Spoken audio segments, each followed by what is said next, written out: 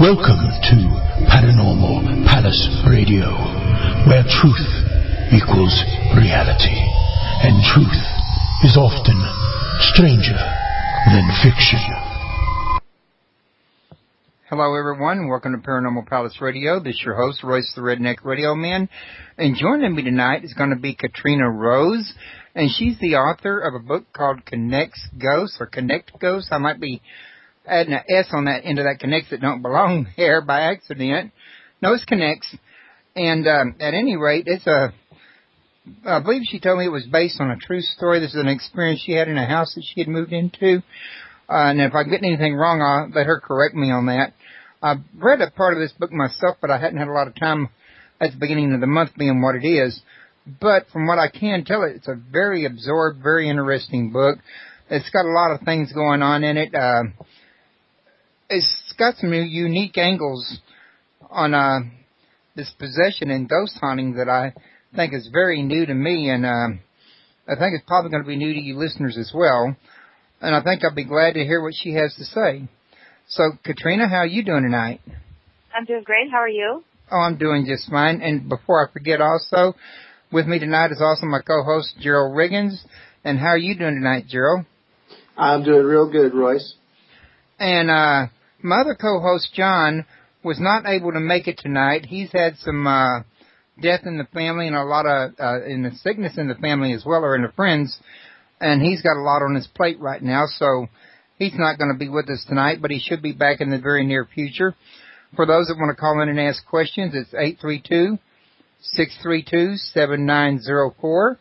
And if you want to join us here live, it's www.paranormalpalaceradio.com/test-radio.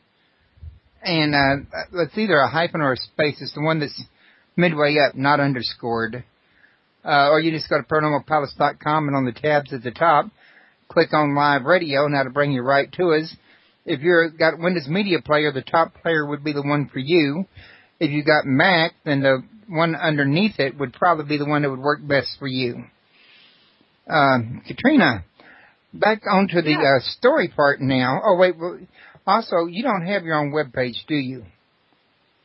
I do. www.katrinarose21.com. Katrina Rose what now? 21. Oh, KatrinaRose21.com. Okay. I put your Facebook page down underneath your picture on this page because I was not aware of your website, and I can always change that when I post it to the archives tomorrow or the next day. In the meantime, why don't you tell us, because I usually like to get my guests to kind of break the ice by letting everybody know a little something about themselves and, of course, what led them to what they wrote about. Well, I guess a little bit about me. First, I've been intuitive since I was a little girl, but I don't think I realized that I was intuitive until I became, more of an adult. I even put it in for a while, but when I moved into this house in the country, things just kind of came alive, and I just sat on the information for about 10 years before I decided to write on it. At that time, I had compiled, newspaper clippings, and I had journaled the dreams. But, the very first thing that got me started really was an initial dream, and that's how the book opens up, and it just kind of folds from, the sequence how events went, and it started with a dream. Excuse me. Okay. Well, I tell you what, I was just at your website, and one of the things that I'm noticing here, and I'm going to be pasting this link into the chat room, by the way, is that you have a free book drawing going on? I do have a free book drawing. I give 3 books away on the 21st of each month, and people go in, and they just sign up for it. It's a paperback. So you can sign up all month long, but the drawing is actually on a certain day of the month? The 21st. That's actually my signature number. You mentioned that in your book, in fact, that the number 21 had some certain amount of importance to you. So I was going to ask you, exactly what this importance is. To give it completely away, but basically it's a connection with the spirits that I've come across through life, or that have come to me, including one, that's found in the house that I purchased. The story built on. So that's rather unique. I don't want to give away the very true. One day I was writing down some information about some of the spirits that helped over the course of time. Because some of them I could identify by the name. Some of them, I still don't know their names. But and ones I was able to identify with, they had a pattern. And the pattern was 21, that the pattern was me as well. So I thought that was pretty, it kind of gave me goosebumps when I wrote it out like that. Yeah, it was just crazy. Right. Now, I was noticing that it sounded like a couple of times your voice had drugged there, and I could have sworn I heard a dong like noise in the background. And I was going to ask Gerald, did you hear that also, Gerald? Yes, I did. Okay, so there may or may not be some technical difficulty going on. I've noticed before sometimes when it rains like it has been here, funny things can happen to communication lines, especially ones through Skype, which is what I use for my show, because Skype's the only one that let me broadcast through the internet, and my regular phone won't tap the internet like that. Okay. So if it gets too bad, we can always reschedule. But I say let's go ahead and go for it, because that could have just been something temporary. Yeah, everybody on my side sounds good. Okay. Well, let's try for it and see what happens.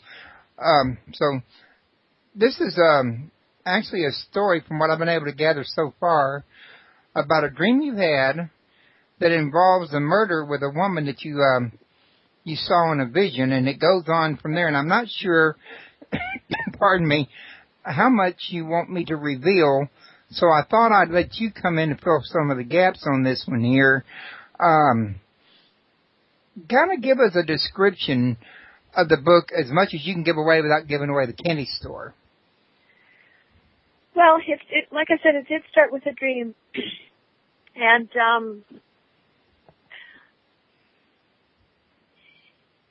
it was a dream about the past, really. I mean, it was 19 years, but I didn't know that at the time, how much. I had to find the people that were, I started having a series of dreams, and I had to, they left me clues, and some of those clues I was able to kind of go back and piece back together what could have happened to them based on several dreams, and also talking with the rural community, the neighbors.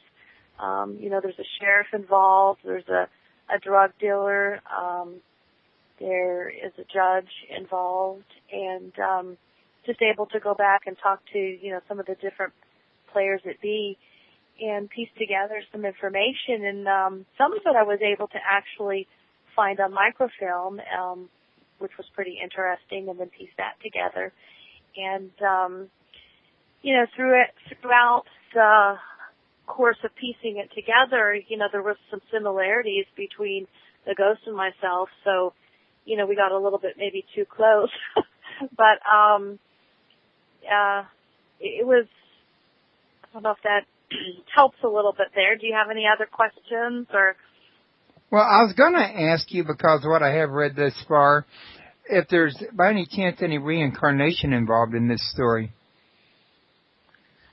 I don't think so. I don't remember touched on reincarnation or not. I don't think well, that okay, I the did. reason I asked that question, I guess since you said what you did, I can go ahead and reveal it to you. Is from what I read in the beginning, I was starting to get a sense that you were perhaps this other girl that you dreamed about reincarnated. But I didn't want to come out and say that on the air. I thought that might have been too much if I was right. No, but I like that twist. But no, but I like that thought. I've thought about doing a spin-off with a reincarnation situation, but it really doesn't have anything to do with, the house or the spirits in this particular book, but I guess it has to do with the main character. So, well, I'm up to writing this other book, but, I don't know if I can actually tie it in, because some people want me to write a sequel to Connect. I think pretty much by the time you're finished, you'll have a good sense of what happened and everything, and much of it can be, traced or, just some odd things that were happening, and it's all going to kind of flow and connect together. So I don't know if the other book would actually work, but a lot of people want me to write a sequel to this, but, I'm not sure that I can, and I think you'll understand at the very end, but I might be able to give more information, but, the haunting is gone, so there wouldn't be any more haunting to, like, the sequel. There could more, spiritual, journey, but not a haunting anymore. So I don't know if a sequel would work. So you're basically still sort of, in a way, living the story. I still live in the same house. Oh, okay. So, But has see, it gotten better now that you've gotten as far as you have into it? Is it better now? Oh yeah.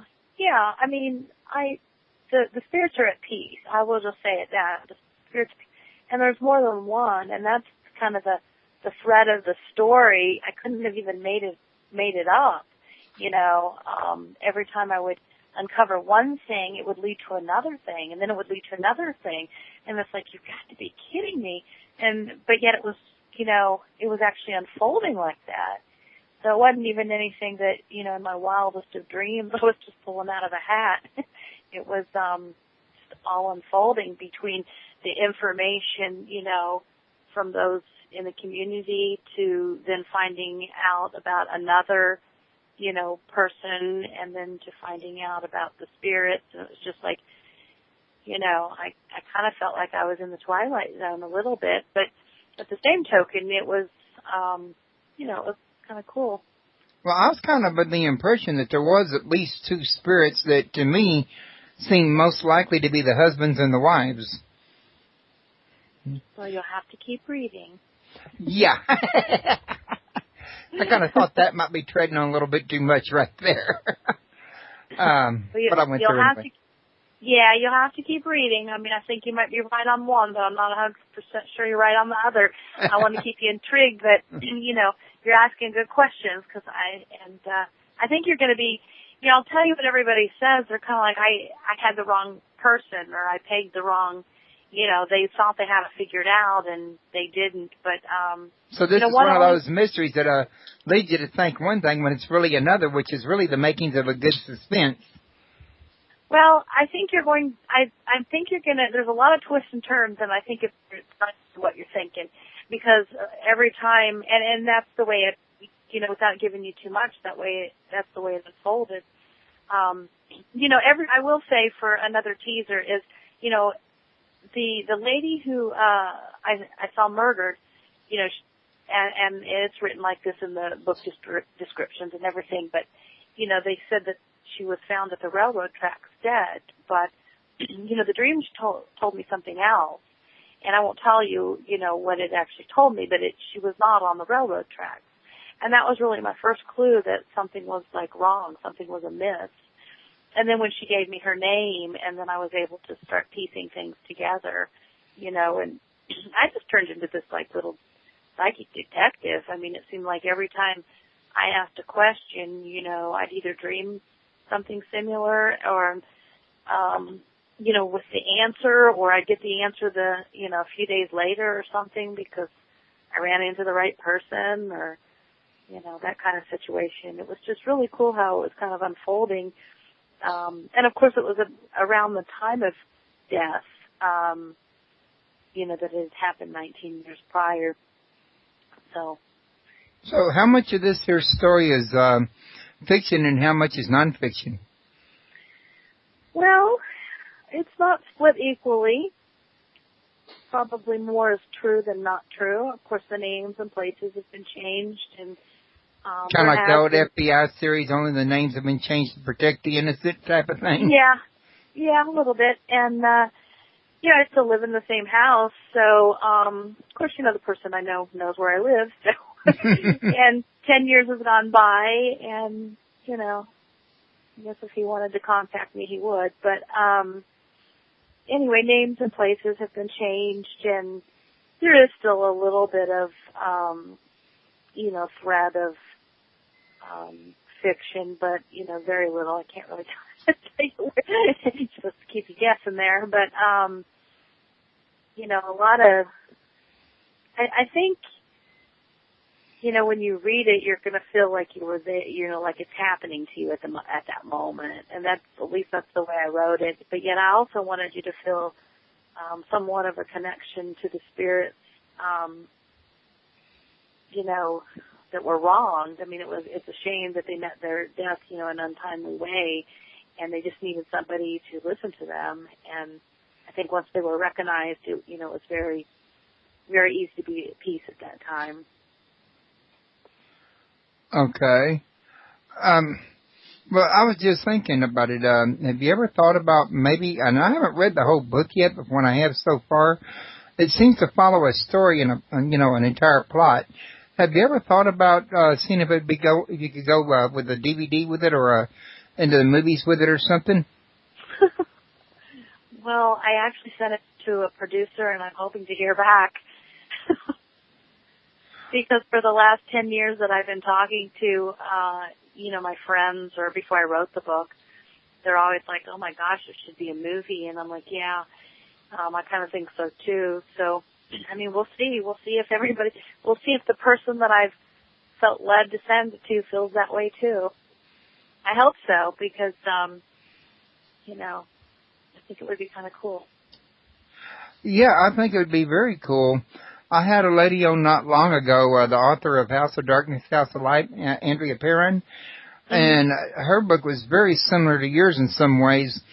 And hers has went in and it's coming out in the theaters, I think it is, in July. And it was being produced by James Wan, in fact. So that's what I was thinking. Yours reminded me so much of hers so far that I thought maybe perhaps yours might do the same thing. Well, I didn't know of that particular producer, so maybe I need to write his name down. But,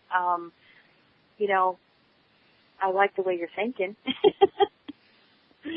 Yeah, well, if it was my book, I'd be thinking of it. I mean, look what happened with James Brown.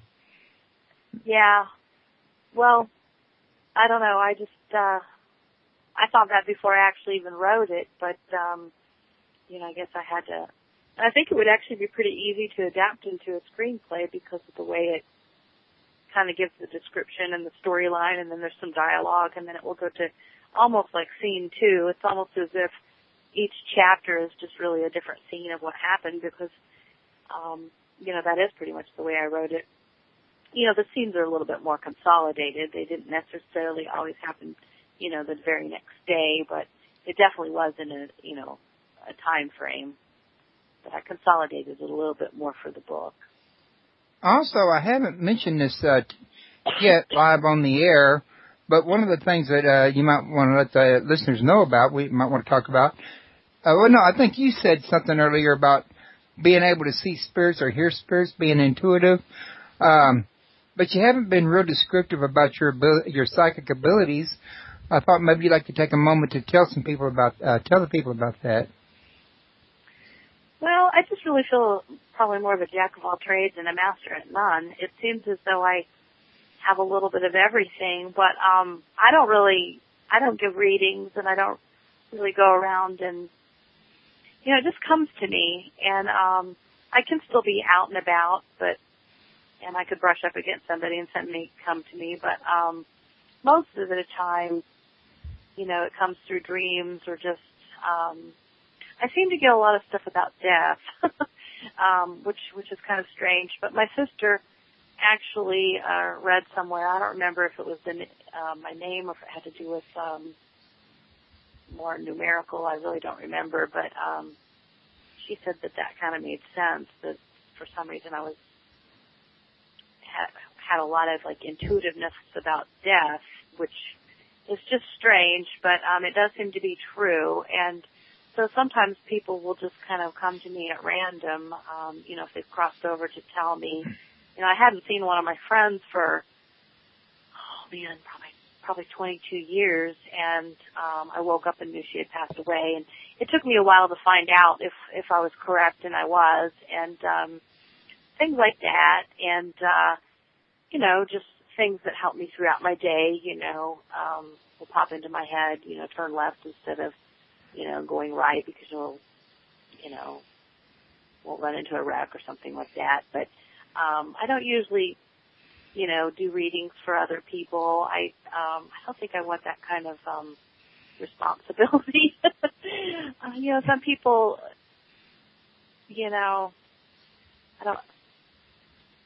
some people take it too seriously, and then other times people don't take it serious enough. So I don't think I want to like read anybody like that. But I can imagine it's got its downsides just like anything else. Unfortunately, that's the kind of duality we live in. Yeah, I think the liability reasons, and that might be, more my real estate side talking. And I've been licensed before and understand, even though I don't think you have to be a licensed psychic, but I just don't want that kind of liability. But speaking of real estate, I was reading in your book that you were never informed when you bought this house that it had any kind of haunting or any other paranormal activity going on, were you? No, I really wasn't, and I was a licensed realtor at the time. But I think I left that part out of the book, didn't really divulge that I was an agent. But no, nothing was stated. And the only thing that needs to be disclosed, I have changed the location, so I'm not going to actually divulge what state I live in. But you only have to disclose if it's a murder or if it's a suicide. So, the deaths that happened here, nobody said anything about them. And, nobody said anything about the haunting either. Now, I don't actually think the realtor knew that the house was haunted, but I do know because I called him later and kind of chewed him out, and he's like, so you think I should have mentioned it? And I said, yeah, I think you really should have mentioned it. But by law, the ethical thing would have been to mention it, but by law, he didn't really have to because how the person died, slipped through the cracks, and it was not a suicide, and it was not,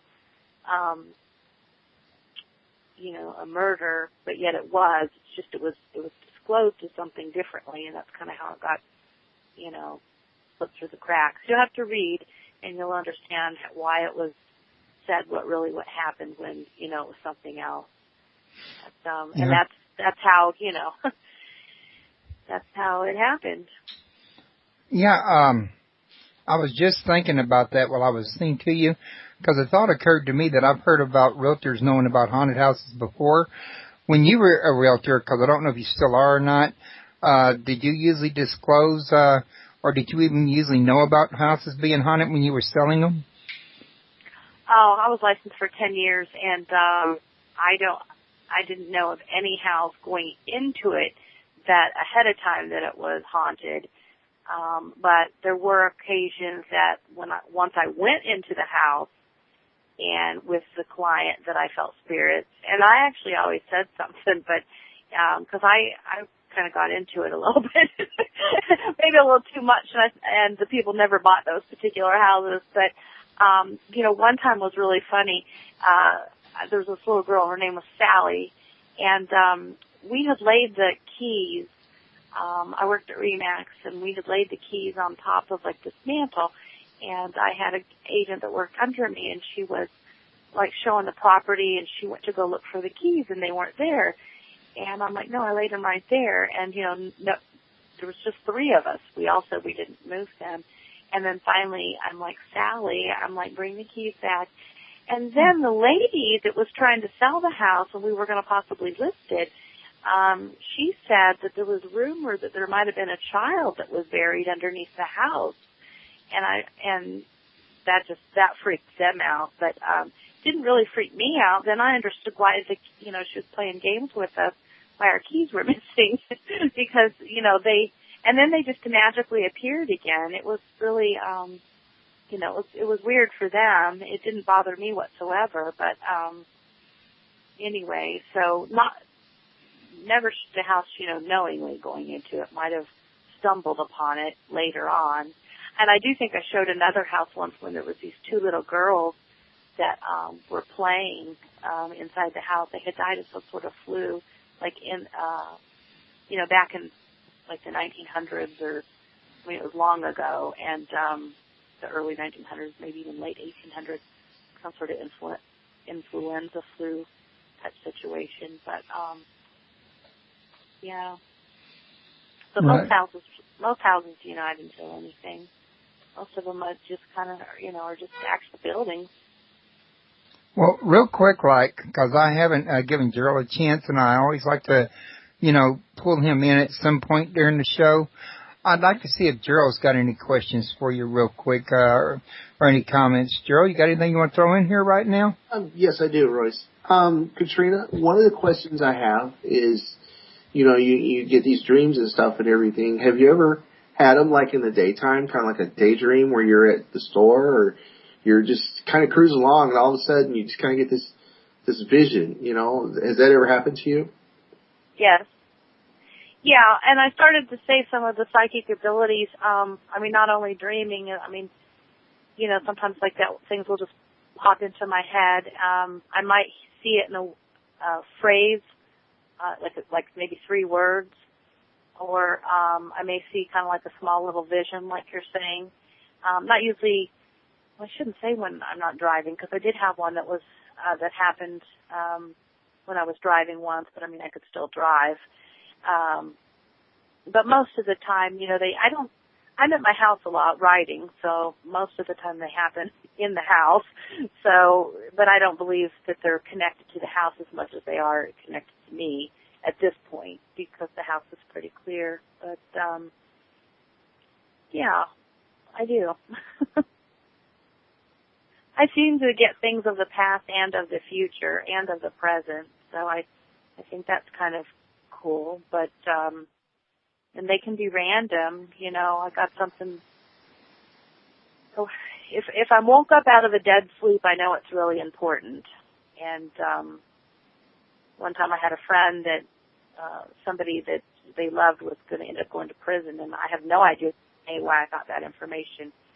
And I think they were kind of mad at me at first, but, and, he was a good person, and they didn't believe it, and I don't know, I think it was about 4 years later, he ended up going to prison, and then they wanted to, talk about the premonition that I got. They didn't really want to talk about it when I got it, but they wanted to talk about it later. So.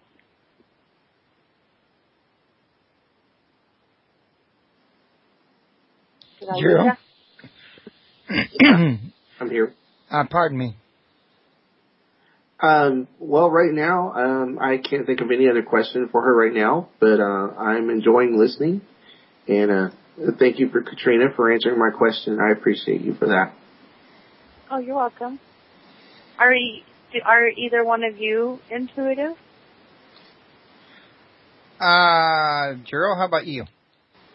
Not really. I've had dreams, kind of like deja vu kind of stuff, but, for me, I'm in a wheelchair and I have cerebral palsy, and I do experience deja vu on occasion, but I don't know if that would really classify as kind of having that ability, Well, I think it does. I think that's a portion of being intuitive or psychic.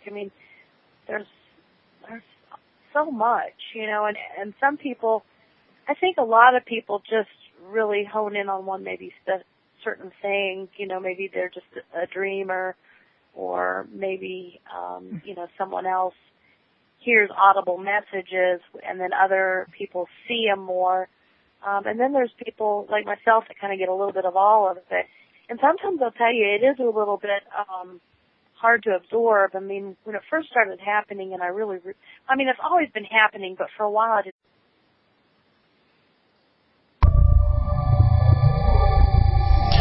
Welcome to Paranormal Palace Radio, where truth equals reality, and truth is often stranger than fiction.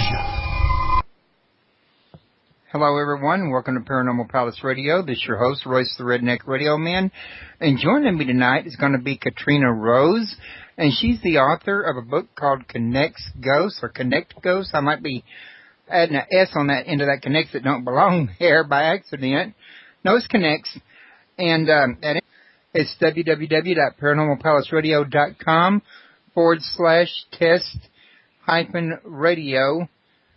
And it's either a hyphen or a space. It's the one that's midway up, not underscored. Or you just go to paranormalpalace.com, and on the tabs at the top, click on Live Radio, and that'll bring you right to us. If you've got Windows Media Player, the top player would be the one for you.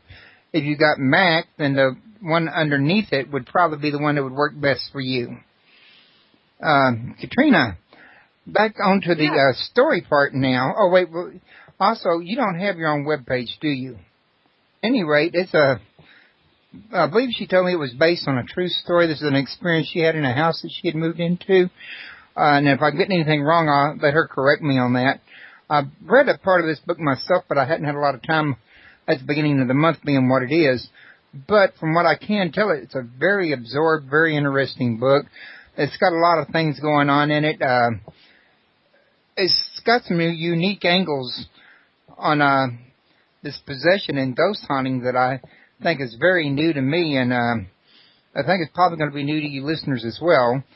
And I think I'll be glad to hear what she has to say. So, Katrina? I do. www.katrinarose21.com. Katrina Rose what now? 21. Oh, KatrinaRose21.com. Okay. I put your Facebook page down underneath your picture on this page because I was not aware of your website, and I can always change that when I post it to the archives tomorrow or the next day. In the meantime, why don't you tell us, because I usually like to get my guests to kind of break the ice by letting everybody know a little something about themselves and, of course, what led them to what they wrote about. How are you doing tonight? I'm doing great. How are you? Oh, I'm doing just fine. And before I forget also, with me tonight is also my co-host, Gerald Riggins. And how are you doing tonight, Gerald? I'm doing real good, Royce. And my other co-host, John, was not able to make it tonight. He's had some death in the family and a lot of in the sickness in the family as well, or in the friends. And he's got a lot on his plate right now, so he's not going to be with us tonight, but he should be back in the very near future. For those that want to call in and ask questions, it's 832-632-7904. And if you want to join us here live,